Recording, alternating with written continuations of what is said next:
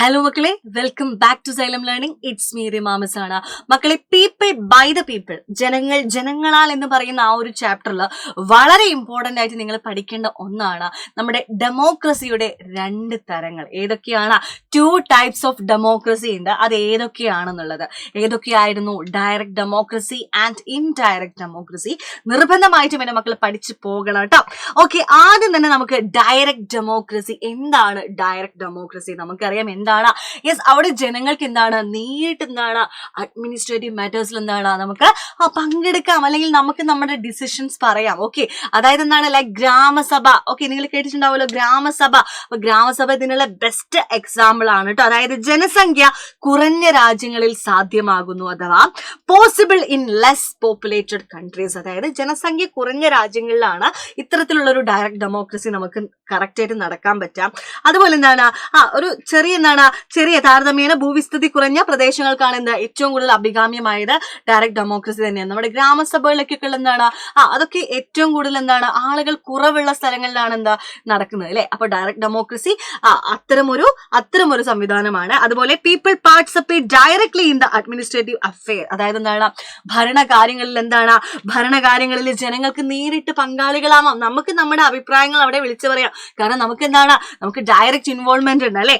ജനങ്ങൾക്ക് നേരിട്ട് അഭിപ്രായം രേഖപ്പെടുത്താനുള്ള അവസരമുണ്ട്.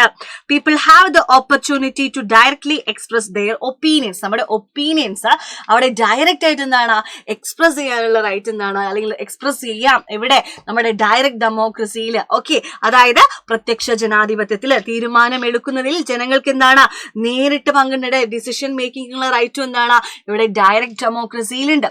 ഫോർ എക്സാമ്പിൾ നമുക്ക് ഗ്രാമസഭ പറയും അല്ലെ. ഗ്രാമസഭകളിൽ എന്താണ് നമ്മള് എല്ലാ ജനങ്ങളും എന്താ നമ്മുടെ പ്രശ്നങ്ങളൊക്കെ അവിടെ നമുക്ക് എന്താണ് സംസാരിക്കാം, നമ്മുടെ ഒപ്പീനിയൻസ് പറയാം, എന്തെങ്കിലും കാര്യങ്ങൾ നമുക്ക് വേണമെങ്കിൽ ഇടപെടാം, അതൊക്കെ ചെയ്യാം. അതൊന്നും ഇവിടെ വിഷയമല്ല.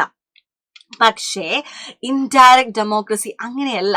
നമുക്ക് ഓൾറെഡി അറിയാം ഡെമോക്രസി എന്ന് പറയുന്നത് എന്താണ്. യെസ്, ഒന്നെങ്കിൽ ജനങ്ങൾ നേരിട്ടോ അല്ലെങ്കിൽ ജനങ്ങളാൽ എന്താണ് തിരഞ്ഞെടുക്കപ്പെട്ട പ്രതിനിധികളോ ജനങ്ങൾക്ക് വേണ്ടി വരയ്ക്കുന്നതാണ് അല്ലെ. അങ്ങനെയല്ലേ ചെയ്യുന്നത്.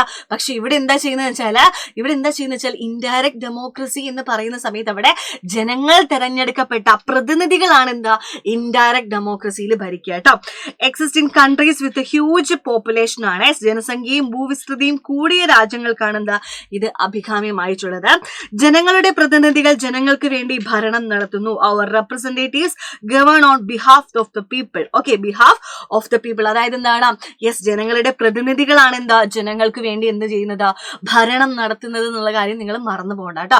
അവിടെ എന്താണ്, ജനങ്ങൾക്ക് ഡയറക്റ്റ് ആയിട്ട് എന്താണ് പാർട്ടിസിപ്പേഷൻ ഇല്ല. പകരം ജനങ്ങൾ വോട്ട് ചെയ്ത് വിജയിപ്പിച്ച അവരുടെ എന്താണ് റെപ്രസെന്റേറ്റീവ്സ് ഇല്ലേ, ഭരണാധികാരികളിലെ അവർ വിജയിപ്പിച്ച എന്താണ് അവരുടെ പ്രതിനിധികളിലെ അവരായിരിക്കും ഭരണം നടത്തുന്നത്. അഭിപ്രായം രേഖപ്പെടുത്തൽ, തീരുമാനങ്ങൾ എടുക്കൽ എന്നിവയിൽ ജനങ്ങൾക്ക് നേരിട്ട് പങ്കില്ല കേട്ടോ.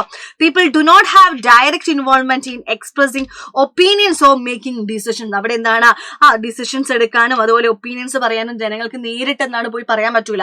അവിടെ എന്താണ് നമ്മൾ പറയാ, എന്നിട്ടോ നമ്മുടെ റെപ്രസെന്റേറ്റീവ്സ്, നമ്മുടെ പ്രതിനിധികളാണ് നമുക്ക് വേണ്ടിയിട്ട് എന്താ കാര്യങ്ങൾ സംസാരിക്കുന്നതും അത് എക്സ്പ്രസ് ചെയ്യുന്നതും ഒക്കെ. അപ്പൊ നിങ്ങളോട് ചോദിക്കാൻ ചാൻസ് ഉള്ള ഒരു ചോദ്യം എന്ന് പറയുന്നത് what are the difference between direct democracy and indirect democracy. അപ്പൊ നിങ്ങൾ ഈ പോയിന്റ്സ് ഇൻക്ലൂഡ് ചെയ്താൽ മതി. മറ്റെന്താണ് ചെറിയ അല്ലെ, അതായത് പോപ്പുലേഷൻ കുറഞ്ഞ സ്ഥലത്തും ഇത് പോപ്പുലേഷൻ കൂടിയ സ്ഥലത്തുമാണ്. അതുപോലെ എന്താണ് അവിടെ ജനങ്ങൾക്ക് എന്താണ് ഡയറക്റ്റ് പാർട്ടിസിപ്പേഷൻ ഉണ്ട്, ഇവിടെ എന്താണ് ഡയറക്റ്റ് പാർട്ടിസിപ്പേഷൻ ഇല്ല. അതുപോലെ എന്താണ് അവിടെ ഒപ്പീനിയൻസ് ജനങ്ങൾക്ക് പറയായിരുന്നു, ഇവിടെ നമ്മുടെ റെപ്രസെന്റേറ്റീവ് ആണെന്ന് നമുക്ക് വേണ്ടിയിട്ട് സംസാരിക്കുന്നത്. അപ്പൊ ആ ഒരു കാര്യം നിങ്ങൾ പഠിച്ചു കഴിഞ്ഞാൽ ഇത് നിങ്ങൾക്ക് കറക്റ്റ് ആയിട്ട് ആൻസർ ചെയ്യാൻ വേണ്ടി പറ്റും. അപ്പൊ ഇത് എന്തായാലും നിങ്ങൾ നിർബന്ധമായിട്ടും എക്സാമിന് പഠിച്ചു വെച്ചോ. എന്തായാലും നിങ്ങൾക്കുള്ള ഒരു ചോദ്യം ഇതായിരിക്കും. ഡയറക്റ്റ് ആൻഡ് ഇൻഡയറക്റ്റ് ഡെമോക്രസി നിങ്ങൾ എന്തായിട്ടും മസ്റ്റ് ആയിട്ടും നിങ്ങൾ പഠിച്ചു വെച്ചോട്ടോ. അപ്പോൾ അതുപോലെ ഡെമോക്രസി എന്ന വേർഡ് ആദ്യമായിട്ട് യൂസ് ചെയ്തത് ആരാന്നുള്ളതൊക്കെ മറന്നുകൊണ്ട ഹെറോഡോട്ടസ് ആണ് കേട്ടോ. ഓക്കെ, അപ്പൊ ഇത്രയും കാര്യങ്ങൾ നിങ്ങൾ നിർബന്ധമായിട്ട് പഠിച്ചേക്കുക. ഇതേപോലത്തെ വീഡിയോസ് ആയിട്ട് മിസ് ഇനിയും വരുന്നതായിരിക്കും. Bye guys.